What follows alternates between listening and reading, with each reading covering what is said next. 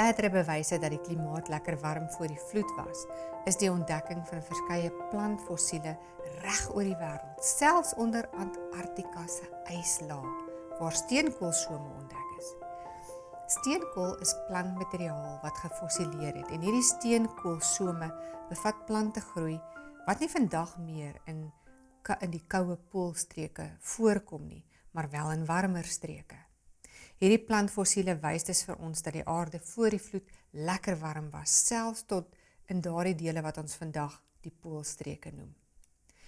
Die fossiele voorsien 'n foto van die soort lewe, die plante en diere wat op die aarde bestaan het die dag toe Noag in die ark ingegaan het. Dit openbaar 'n voorvloedse wêreld wat baie groen en vogtig was en absoluut gewemel het van plante en diere. Slegs breë riviere en vlak see het waarskynlik voorgekom. Voor die vloed was die meeste van die water waarskynlik diep in die mantel van die aarde gewees, waar daar vandag nog steeds heel wat water aangetref word. Dinosourusse het geleef en aanvanklik het almal van hulle plante geëet. Ons noem diere wat plante vreet herbivore. Nadat sonde in die wêreld gekom het, het sommige diere karnivore geword en hulle is vleisvreters. Hulle vreet ander diere.